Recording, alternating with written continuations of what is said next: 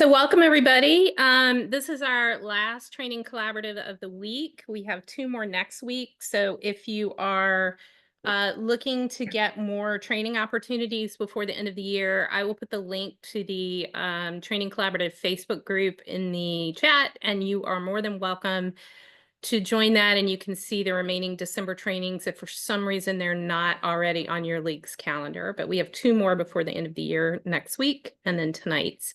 So I'm Sandra Thompson. I'm from the Junior League of Orange County, and I am kind of the training collaborative umbrella host. I come in to do logistics and to make sure everything is going well between the league and the speaker and with everything. The training collaborative started out of necessity, which is something that junior leaguers know very well. We oftentimes look around and we need something and we start it. And that's what we did with the training collaborative. In the Junior League of Orange County, we realized we didn't have enough women who wanted to find speakers and find training opportunities and put those together. So I reached out to see if any other leagues were having those issues, and funny enough, they all were. So we decided to start the training collaborative, and it was during COVID. If you remember that, just finding speakers was really hard. Getting women together to do training was really hard. And the concept of the training collaborative is that if you're a member league, all you have to do is put on one training during the year, and then you get the benefit of all the other trainings from all the other leagues who are members. So the first year we had 9 member leagues. The second year we had 26. And this is our third year, and we have 86 leagues who are members of the training collaborative. And so routinely, we have between 3 and 6 trainings every month. Some of our leagues double up and work together, which is fantastic. And what I'm always excited about is regardless of what training you come to, you are going to be around women from all over the world. And that just, I think, shows us the power of the junior league movement, that we're all here and we're all excited about training. So to that end, I am going to turn it over to Mary Pat so that she can introduce her league and introduce our speaker tonight. Mary Pat. Awesome. Thank you so much, Sandra. I appreciate your introduction and the backstory. So thank you everyone for joining. This is the last of our 3-part series on Uncorked leadership. If you missed a session previously, do not worry. You can still fully participate. This info on how to access recordings at the end of the session. So make sure if you haven't already, which most of you have, so thank you for indulging me, put your league in the chat. I think that sometimes the chat conversations are just so additive for sessions, so please use it frequently. So now to introduce tonight's presenter. Brenda Homan is a leadership coach and wine educator based in Ohio. Combining her business education and experiences with her wine knowledge, Brenda facilitates leadership training to be approachable with a long finish. Her goal is to help build confidence in your leadership skills and wine knowledge as you learn about leadership through the winemaking process. So with that, take it away, Brenda. Awesome. Thank you all for being here tonight. So tonight we are going to jump into the leading others part. So can I get a thumbs up for Mary Pat and Sandra that you can see my screen okay, slides? Yes, everything's there. Awesome. So as a quick review of looking through what we talked about last time is the first 2 sessions, we did a little bit about our leadership style. So we talked about the different parts of the grape, how there's the skin and also the pulp of the grape, and how you're using the whole grape in the winemaking process. Similar to your leadership, you use the entire part of you as you lead. Sometimes we wish you could leave part of it back, but you do use all of you. We also talked about the fermentation process, about turning sugar into alcohol, and similar to how we bring our skill sets and bring them into action. We talked about the climate, how important that is for the grape and the process of growing the grape. And we had a microclimate graph at the bottom, which shows that different grapes thrive in different areas.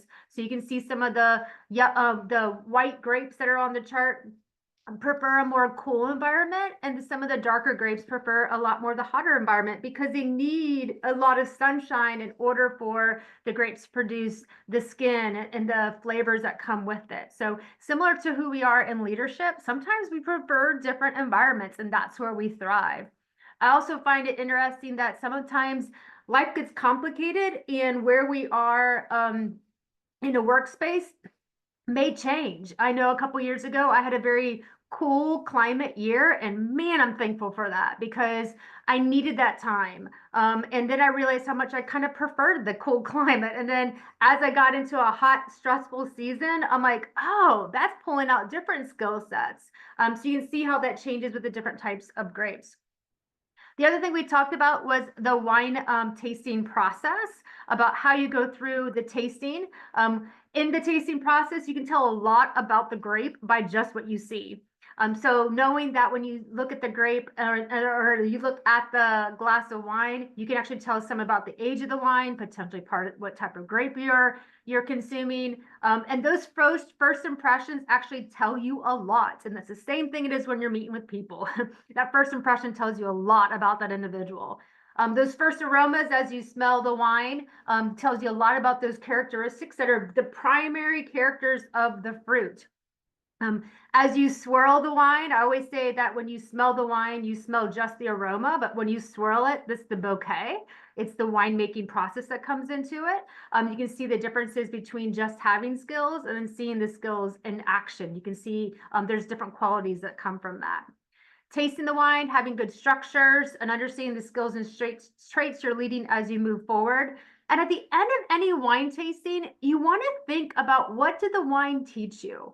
What did it communicate to you? The point of the wine tasting is for the grape and the wine to communicate to you about how it's made, a little bit about the grape. And the same thing is at the end is like, did you even like it? And it's okay to have those final conclusions. I think thinking and concluding and reflecting is super, super important in our leadership journey. Because if you don't know if you like the situation or how you led, that reflection is super important for you to improve in the future. This is something that I started doing quite a few years ago, and it was through some leadership training. They say, I want you to journal. I want you to journal through your actions. I want to journal through what you're learning through the process. And so much that journal, what it's doing is capturing those moments so that when you have the situation again, you have a memory that you can pull back and say, hey, I've done this before. And that helps in your leadership journey. And the same thing, a wine teacher actually told me, they said, take notes after you taste wine. He goes, this is triggering a memory. The next time that you have that wine, you will remember a little bit more about that grape. So a lot of correlation there. And the second session, we talked about personal goals, how it starts with the vine, understanding that the vine is you and there's some strong rooted structure in the vine. Understanding your values and your why. It's really important. If you don't know those, take some time to figure what those are. For many years, I was pursuing a why that wasn't mine, and I couldn't figure out why I wasn't doing things well and I wasn't feeling satisfied. And now I'm working even more hours, and I love it because I found what that why is. So understanding what that is for you. We talked about the importance of a vineyard location, about where it's grown. One of the big things about the vineyard location is you need to have good direct sunlight. You need to have a water source close by and some nutrients. And the other thing is having that vineyard on an angle so that you can have proper drainage. And if you weren't able to attend the last session, it was really important for you to think about how are you draining away your emotions of the day and not letting them sit and waterlog those vines. So really important about having that proper drainage. And the last part was pruning and managing the vine. So vines are naturally wild creatures of plants that just grow sporadically, and you do have to manage it. You have to tame the vine. You have to use the trellis to train it, and the importance of that. We are women who tend to say yes and add things a lot faster than we take away. So pruning is extremely important in the vineyard process. So tonight, after those review, what we're going to actually talk about is food and wine, combining those things. I'll be honest with you. I would say I prefer to drink wine alone for years because I'm like, no, wine is best alone. You get the full qualities of it. And then as I started going through wine tasting classes and having pairings, I'm like, oh, I think I'm missing out on some things. And sometimes I think, you know what, it's just easier to do the task by myself. I'm not going to bring other people in. I can get it done. I can get it done the way I want to get it done, and I can move forward. But I realized about that power of bringing other people into the conversation, how it actually does change and it's better. Also, I was in Italy a couple summers ago, and I was going through a wine tasting with the vineyard, and the guy comes in, when the owner comes up to me, and he saw me drinking wine. He goes, "Hey, where's your, like, let me get you some food with your wine." And I paused and I'm like, no, I'll just have a glass of wine. I'll have some food later. He's like, no, you must have food with wine. And in every place I went when I was there, repeatedly said, you must have food with wine. You must have food with wine. And it's like a culture thing about experiencing that. So tonight, we're talking about those pairings. We're talking about food and wine. We're talking about leading with other people and not continuing your journey alone and doing everything yourself. So looking at the first two types of pairings that are out there, if you wanted to kind of see like, okay, here's some good pairings to kind of think about. First type of pairing you have is when a wine complements the dish. So in this case, there's not a lot of shared components in the wine and the food, but it brings out the quality. So like almost like opposites attract. There's a lot of complementing there. Or you can have a wine that enhances the dish. So there's a congruent pairing. So this is kind of an image for you to see, is that like beef and mushroom, there's a lot of shared qualities. So in this case, it would be a congruent pairing. So you're enhancing the qualities of both of those items. And then lime and coconut would be very different. However, there's a complement there. So I think about this a lot in leadership. You probably think about who your managers are, and you're like, oh, wait a minute, do I compliment them because they're different than me? And I kind of fill the gaps of things, or are you a lot like them? So you kind of enhance and amplify the characteristics. So that's the same thing that happens. I'm literally going through a manager transition right now. And what my manager is currently leaving, we complement each other. He is really task oriented, and I bring out a lot of relationship value. So I really enjoy working with him because there's that pairing there. Like I know what he's trying to achieve, but I'll make sure that the relationship piece is added and he understands what I can do. So it's been fun to work with him. Now, the new manager coming in is heavy on relationship. So I'm still trying to adapt to that, saying, okay, if he's having a relationship, how can we amplify our skills and pull each other out well?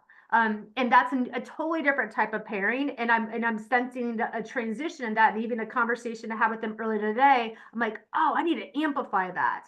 And I need to not make sure I overpower anybody else's combination. So as we're trying to do all of these pairings, the goal is to be better together.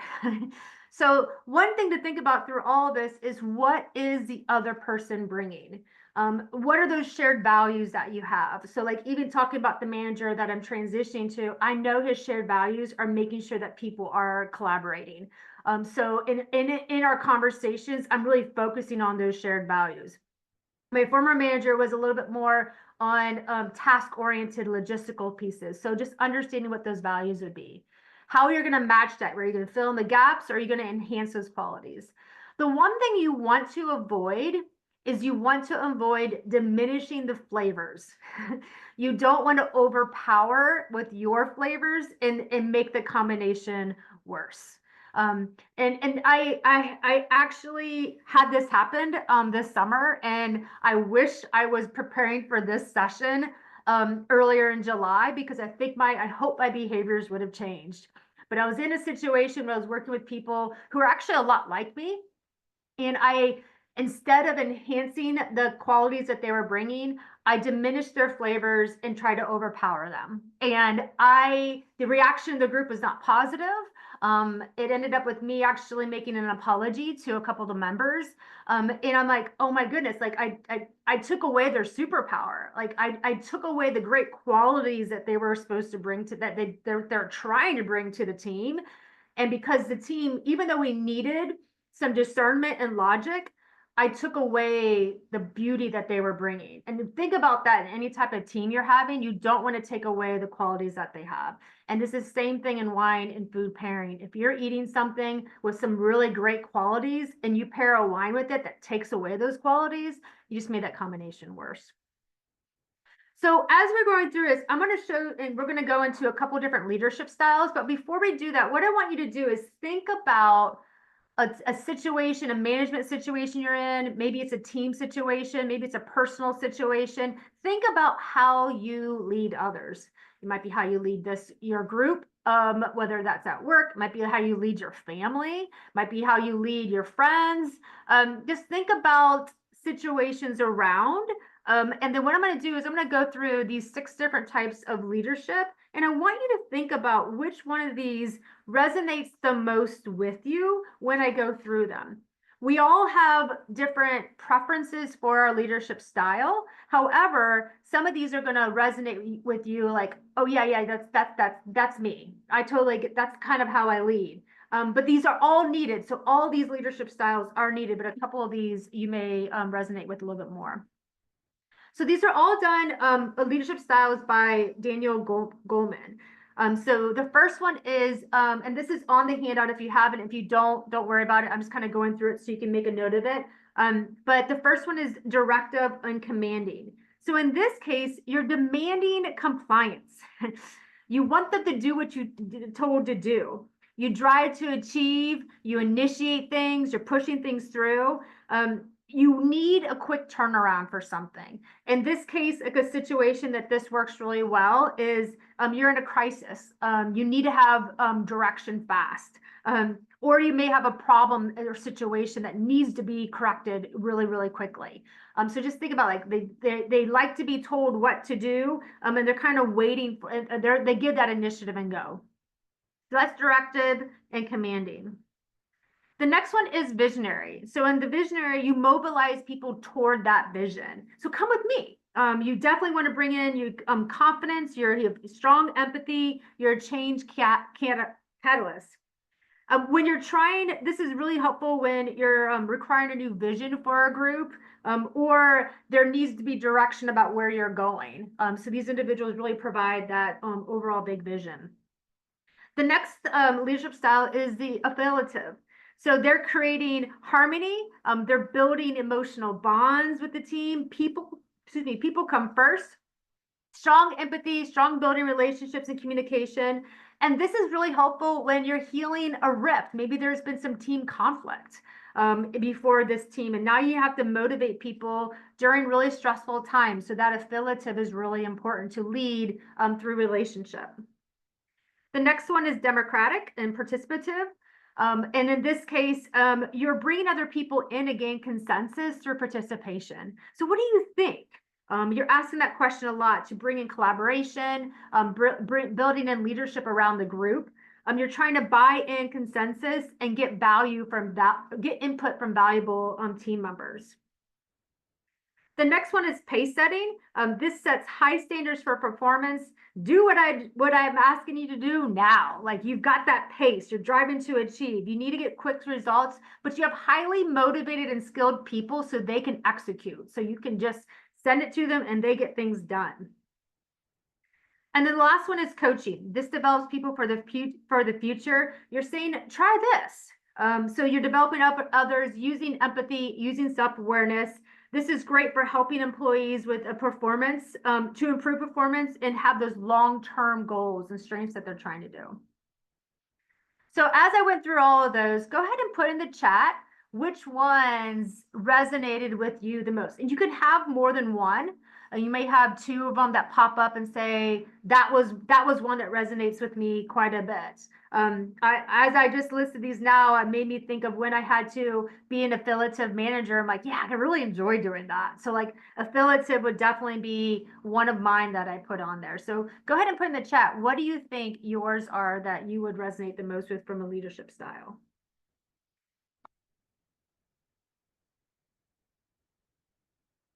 You're a participant, yeah.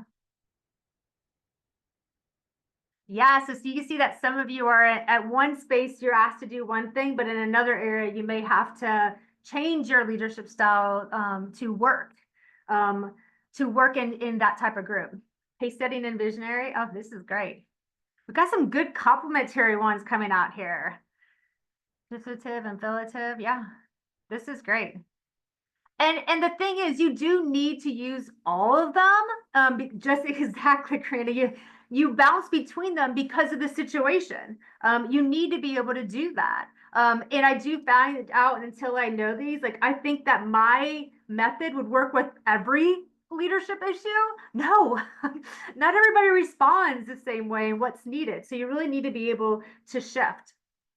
So looking at these different leadership styles, you can see some of these are a little bit more high relationally, and then the others are more high task.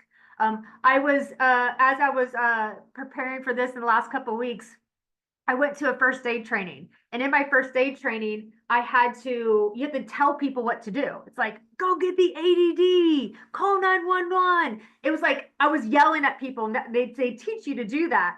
And I was so exhausted after my 2-hour first aid training that I was like, my heart was racing. I come back and I met with some employees and I'm like, I just got to tell you guys, like, I just did this first aid training and I just was just like telling people what to do. And it was just exhausting. And my colleague looked at me and she goes, that sounds amazing. She's like, I love doing that. I love telling people what to do and directing them.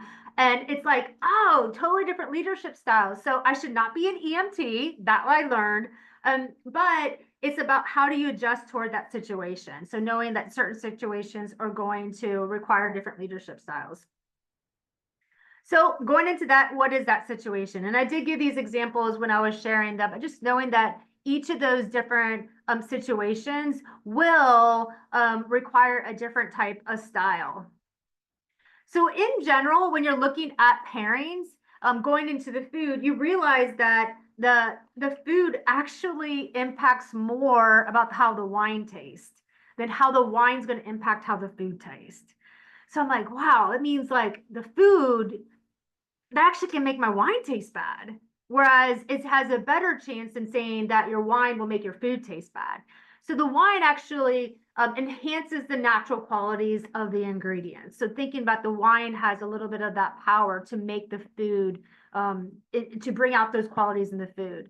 And thinking about it when it comes to ourselves as we're a leader, the other person actually has better impact on the success of the team than we do.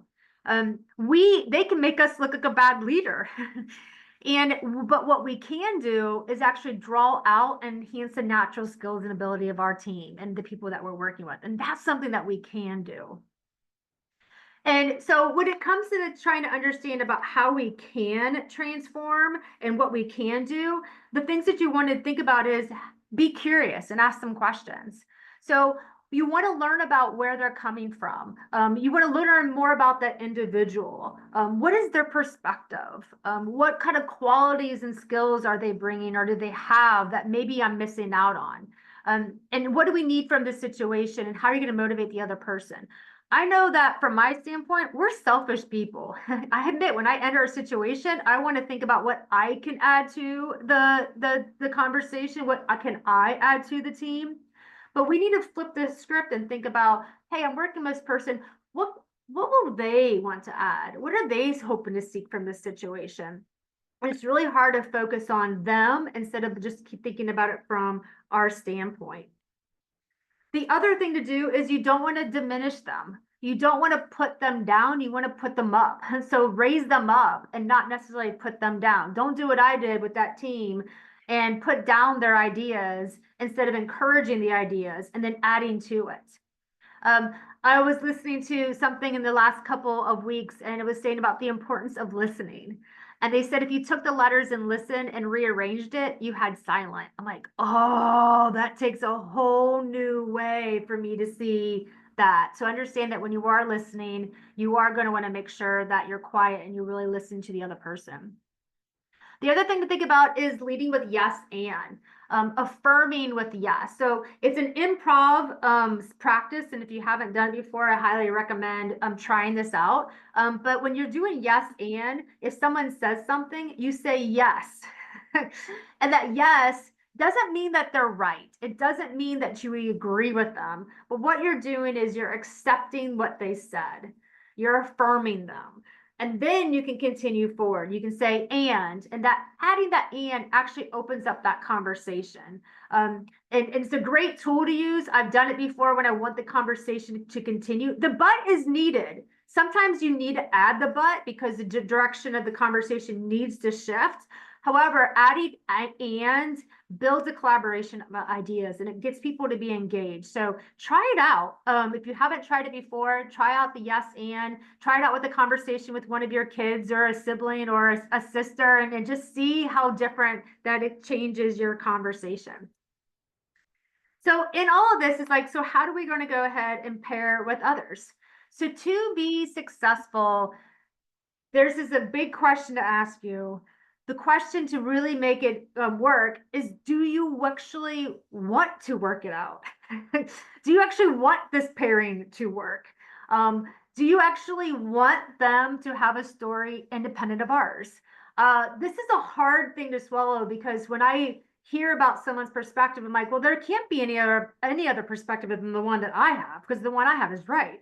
And it really challenges you to think about, well, what is the other side of the story? And am I willing to hear the other side of that story without having an emotional response? And that's hard.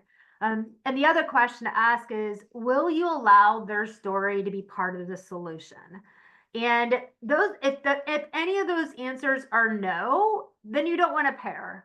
You're just drinking that wine by itself, you're eating the food by itself, and you're not going to move forward. But if you are curious and you want to have them part of that conversation, you got to be willing to hear their story and have their story be part of the solution. So if yes, this is how you can start to pair well with others. First of all, prepare for that conversation. Don't jump in when the emotions are high. Schedule a future time when your emotions are regulated in the standpoint of you're not coming in off of a really high intense time and have the space to actually put some positive energy into it instead of being more defensive. The next thing to do is observe, listen, ask questions, get to know them more, ask neutral questions to them to help understand maybe a little bit more about their perspective or the situation that they have.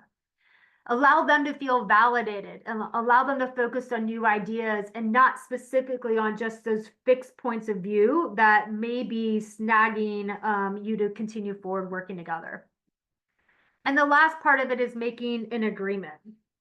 Being able to let go of that individual perspective that you might have and allow you to work together for a more shared perspective. That might be a new conclusion.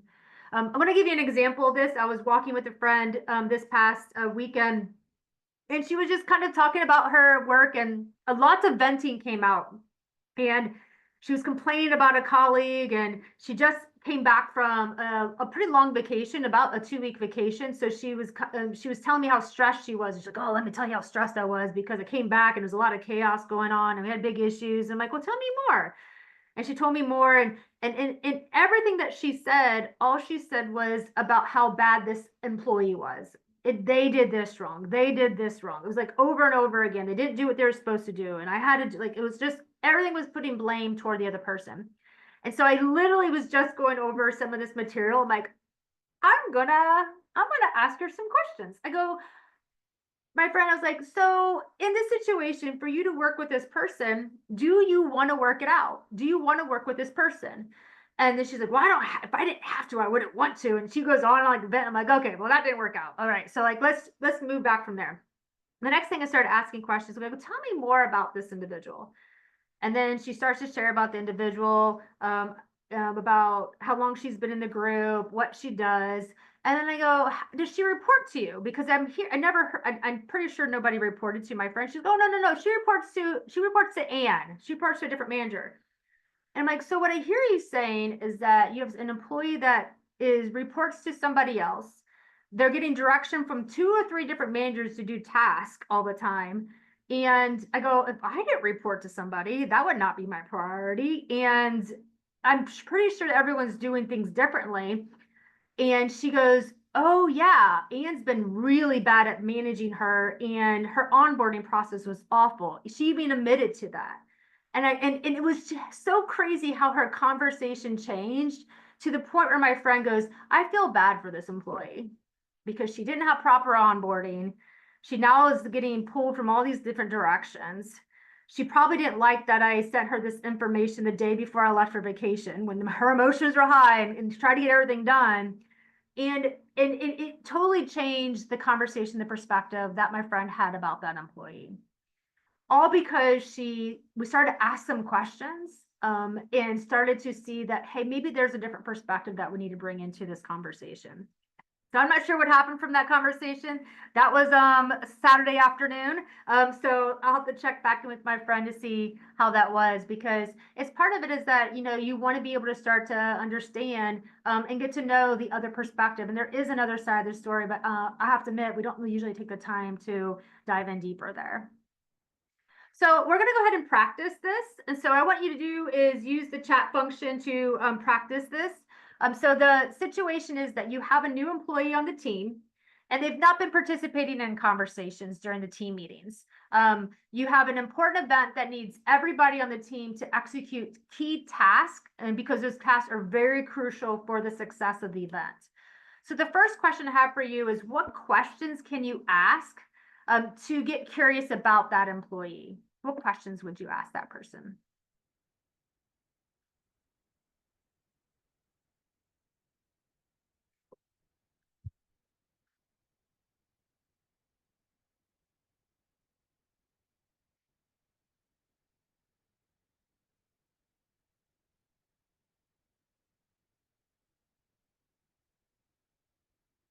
What questions can you ask? Well, what questions you could ask the person, like, what questions do they, what questions can speak, what questions can I answer for them? Yeah.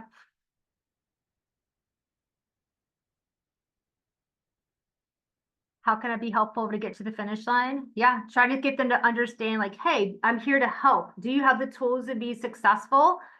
Great question. To say, like, all right, you know what needs to be done. Can I help you to get there?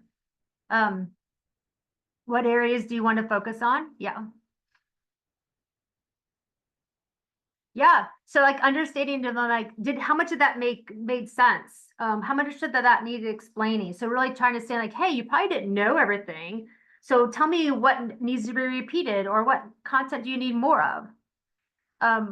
Yeah, really good question, Caitlin. What do you think would be best for you to contribute to this project? Yeah. So like, what area do you would you can add some skill sets to? And understanding about, like, would you be interested in helping out with? Yeah, Christina, like, what are your thoughts on the event? Maybe that participative toward aspect of it, bringing them in. These are all really great questions. One of the things I just recently heard from Dan Pink that he mentioned, and I've not tried it yet, so you have to see, but it's actually a combination of almost all of your comments, including the one that Diana just left about, have you planned events in the past? But the question they mentioned was, how confident are you on this project? On the scale of 1 to 10, how confident are you in moving forward in this project? And then letting them answer where their confidence is. And then whatever number they gave, the follow-up question is, well, why didn't you say a lower number? Hopefully they said a higher number, but why didn't you say a lower number? Because if you say that, it allows them to highlight the strengths and the motivation about why they can do what they're doing. And then builds that confidence of saying, well, yeah, I can do this. I'm saying I have a 6 because I've led a team before. I've said I had a 6 because I've managed an event like this before. And it builds in that confidence, and it helps you also pinpoint where you might need to give them more information, whether it's more relational information about who to contact or more tasks that might be involved with it. But yeah, but getting to know that person, have they ever planned something, getting to understand about where they're coming from. So going to the second question is, what leadership styles would you use in order to execute this event? It's all a couple of the styles come through your questions a little bit, but what leadership styles would you probably focus on as you execute this event?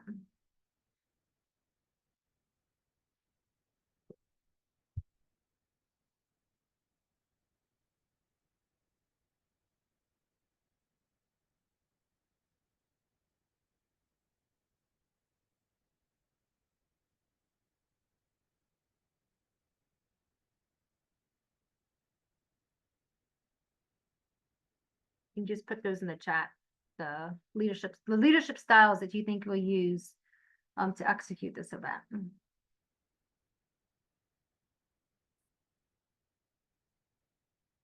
Initially directive, and then allow the other team members to get creative. So like set the pace with that and tell them what needs the tasks that need to be done, and then maybe give them some free range of like how you do it is up to you, but these tasks need to be done. Yeah. Start with visionary and participative, and then move to pace setting and directive.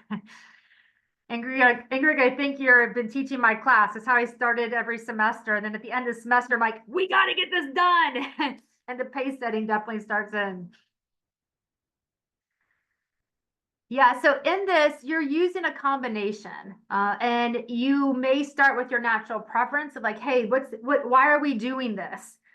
Getting people involved, and then you may start into the more of a pace setting space. So just knowing that there's many different ways to utilize this, but if you want to bring employees in with you, you're going to probably have to figure out what they need in order for them to be successful. So now let's shift off to the wine. So when it comes to wine, it's about the pairings, and you can see from this chart about the different types of flavors that are out there and how they may complement and pair each other. So some quick overviews of different pairings is that acidic wines actually pair well with fatty and sweet foods. There's something about that acid that kind of breaks down those elements and makes it more smooth. Some of the fatty foods, actually high alcohol wine works well with it because the alcohol kind of like cuts the flabbiness. And so it adds structure to the food. Bitter wines, the dry wines, and those of you who like those dry red wines that you kind of like almost chew the tannins, which I'm one of those people, gets balanced out by that sweet food. The sweet food rounds off the tannins.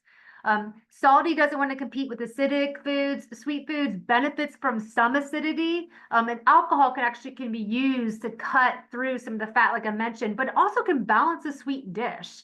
So you can see those combinations. One of my favorite times, I was working with a group, and if we were all in person, we would have wines in different flavors in front of us.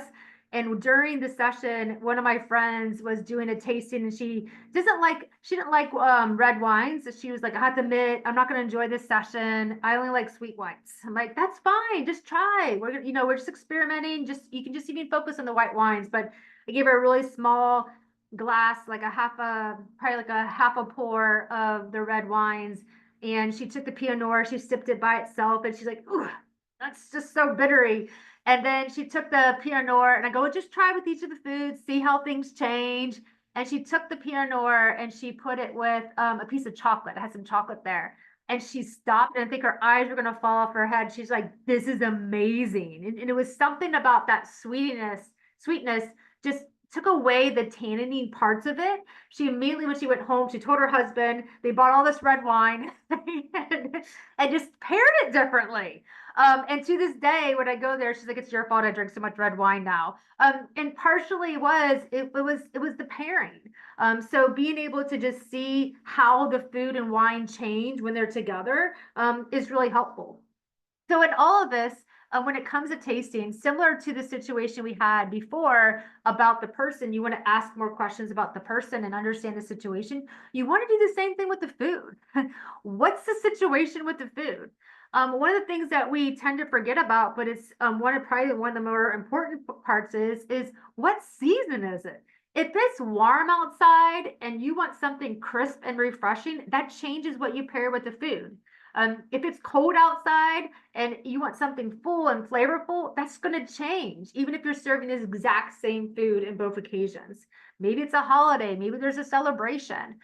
All those things will change just based off of what the environment is having. The other part is how your food is prepared. It could be fried, it could be spicy, it could be flavorful. There could be certain types of sauces. So saying that chicken pairs well with white wines would be like, well, yeah, it pairs well with everything depending on the flavors that go with it. So understanding how that food is prepared. First, the other question is, what do you actually like to drink? Because if you do not like certain types of wine, well, don't pair it with something and just hope magic happens that that wine won't be enjoyable for you. But it's okay if you enjoy a certain wine. And when you're at a restaurant and you're trying to pair something and you say, you know what, I know this pairs well with a white wine, but I just really prefer red. Well, then drink the red wine. So just know that you don't have to be, it doesn't have to be so exact of a science. But I would ask you to try something you haven't had before and explore the combination. Explore what the combination could be. And so I'm going to share with you a little bit about pairings based off of the type of wine by the body of the wine. And so try this, and I'll have a slide, the next slide that does do a couple that will show you a little bit about what you could do and to try at home. And it's just a fun taste. It's fun to do with a group of women and or any like men too. I've done it with both friends, and it is fun to go through and do tastings. But looking at the white wines, the first one is a dry or a light-bodied Riesling. And some light-bodied Rieslings will have a little bit of residual sugar in them, so they can be a little sweeter. So thinking about something that's really a little bit sweetness left in the wine, it actually pairs really well with spicy food. That sweetness calms down that spice. So you can see how those two would pair well together. Sauvignon Blancs is more of a medium-bodied white. Those are light and refreshing, light foods, fish, fruit, salads. Chardonnay is a full body white. So think about full body dishes. So something that might be creamier, more fattier meats if you ended up having a protein. For the reds, Pinot Noir is a light-bodied wine, so light meats. Merlot is a little bit more the medium size of the body, and so you think of burgers, tomato dishes.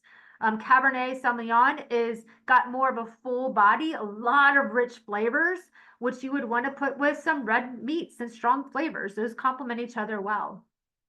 And one thing that a lot of people dismiss is sparkling wine. I'm not sure if we have any sparkling wine fans out there, but I did just finish a course on sparkling wine, and I have a way more of appreciation. Way to go, Mary Pat. Way more of appreciation for sparkling wines than I did before. And they say even if you're going to a dinner, it's a strong go-to. The bubbles in the wine actually brings out different flavors, and so it's going to pull out the best qualities of the food no matter what you pair it with. So if you don't like sparkling bubbles, that's okay, but it is a great one that people tend to dismiss sometimes. So what we're going to do is go ahead and practice. So in this situation, you're going to a friend's house for dinner, and she's making chicken. And then she asks you to bring a bottle of wine. So the question is, what questions should you be asking to know more about that situation? So go ahead and put in the chat, what type of questions would you ask? Oh, Mary Pat, you must like champagnes then. What dish are you bringing? Yeah, is the dish spicy? Yes. What other questions would you ask about the situation?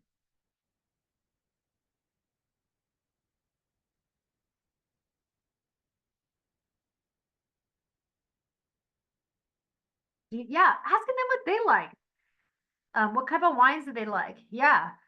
Some things that I would think about, depending on the invite, most likely if you get the invite, you would know this based off of what the invitation is it a celebration? After I did the sparkling wine class, and probably Mary Pat and I would be appreciative, I'll bring you a bottle of sparkling champagne and have a tasting around it. But I realized that popping that bottle is a celebration. And so now when I do have a group of close girlfriends over, I'll have a bottle of sparkling wine because it's fun. It pops it open. It's kind of like, yay, we're here. So you can be part of a celebration. And just knowing that you could probably pair that pretty well. And also asking, how are they cooking the chicken? So all these things are like really important as you go through it. So looking at the options, like knowing if it's a seasonal, if it's outside is where you're meeting, or maybe you're meeting inside, is it a celebration? The different types of chicken variations out there are crazy. Maybe the wine you're bringing is going to be for dessert, and so maybe you want to change what that is. I'm going to a friend's house for dinner on Saturday, and I told her I'll bring a bottle of Prosecco for kicking us off, and then I'll bring a bottle of red wine for the meal. Like just saying that, there could be different spaces for the wine. And then I just want to showcase you how crazy, like when it comes to like what pairs with food, it literally goes with anything. So depending on the different types of flavors, you can pair the different foods with the different types of wine. There's even pairings for chicken wings, based off of everything. And I also think it's fun. You could pair pizza with different areas. A quick tip that I find if I don't know how to pair something, I think about where is that food originally from? So if you're having wine or if you're having pizza and you're thinking, what type of wine do I pair it with? Well, I think a pizza, if I think of like originally where pizza came from, I think of Italy. And so then I think about like what wine would be served in Italy. They would serve a Chianti, which is similar to like a Pinot Noir, a light bodied. I'm like, well, that's what I would do if I was pairing that wine with pizza. Now there's all kinds of pizza toppings, so clearly your flavorings could change, but that's a great way to kind of determine like how would I pair this all together. Yeah, what grows together goes together. 100% true. So even when I go to a friend's house for dinner and I find out what they're making, I'll try to bring a bottle of wine that grows close by to what they have. They're making a Spanish dish, I'll bring a Spanish wine or Spanish flavors or whatever that might be. So this is where I would say for tasting fun. So do this when you're with your group of friends some night. Have a, depending on however many number of people you have over, open that number of bottles. But when I had a large group of people, probably 8 to 12 individuals do this. We opened up, I think it was 6 bottles of wine. We had 3 reds and 3 whites and 1 bottle of sparkling. I guess we had 7. But I altered it based off of the number of people. But what you do is you have some food. Like what I did was have some lemon slices, apple slices, walnuts, soy sauce to dip in, some chocolates, and just like salty stuff for them to savor as they're tasting with it. And what they do is, and this is where you can use the tasting sheet if you want to, and it's really used for your guidance to review that, is in the on the worksheet, it showed you like what part of the tongue you tasted something, and it gave you some clues to saying, oh, my taste buds in the back felt like they were being activated, like, oh, that was being bitter. Or my taste buds on the side where I can really feel those working. I'm like, oh, that's probably something salty. So you can see to understand a little bit more about the flavors that are coming out of the food in the wine. But on that sheet, you go through and you try to make notes. Try the wine by itself, take a little bit of salt, try the wine again, and see if the wine got better or worse. And see what combinations were the best for you. This is super fun. I think I used to do wine tastings by myself. And once I did a wine tasting with a group of people, I'm like, I am only doing it with a group of people. It is so much fun. It's fun to see how different we are and how different our palates are. I was leading a session and I'm like, yeah, like a spicy food shouldn't taste well with high alcohol because that flavor gets amplified and the alcohol kind of burns. And a friend of mine, she's like, you know what my favorite combo is? She's like, the spicy food with the high alcohol wine. I'm like, of course it is for you. Like, and if I know her personality, that doesn't surprise me. She's somebody that is always in probably the most difficult area of something. She's like, I'm gonna get through it. But it's so fun to see what people like, what they don't like. We all are different. The flavoring combinations that I mentioned tonight are a lot of the majority of like a lot of commonalities, but that does not mean that's your commonality. So the fun part of it is understanding what works for you and what qualities work. Popcorn I found is also super fun and kind of easy to do. So you can get multiple different varieties of popcorn. And I like it because they're like, you can grab a kernel. So you put plain popcorn in, have that with wine, try cheese popcorn with wine, and that's going to emanate one of those flavors. Try a sweet popcorn, and it's a fun snacking way to do with what your options are. Yes, great suggestion. Potato chip pairing, even better because you get so many flavors with potato chips. So you can get barbecue and everything with that because I don't think I've had barbecue popcorn. So a lot of different options. It is fun just to see what combinations that you really like. So wrapping this up, it's all about finding that comparing that you enjoy. Try different things with the foods and wines and pair them, and you want the combination that transforms. So for me, it's actually salt. Like salt is my food combo that makes, I think, almost every wine I just love. Like it just makes it so much better. But that's me. So having that combination is good. The other thing is understanding you're pairing for leadership. What makes you transform? What combination works the best for you, and how can you adjust your leadership style to bring out the best of what who you're working with. So that wraps up today's session and also our series. Happy to answer any questions that you might have. You're welcome to connect with me in any way. It's been fun to work with you the last couple of sessions and drink non-virtually with you. But if we were together, we would have a glass of wine. But thanks again for the time that we've had. Thanks so much, Brenda. This was really awesome and a lot of fun. And I, midway through, got up and poured myself a glass of wine that I had in the fridge. So thank you for getting me into the Thursday spirit. Thanks everyone for joining us. I am going to submit the attendance to those from the Chicago League. If you have any troubles, let me know. And aside from that, I just want to say thank you so much to Brenda and Sandra. And I hope everyone has a lovely weekend and a great holiday season. Thank you. Thank you. Thanks so much.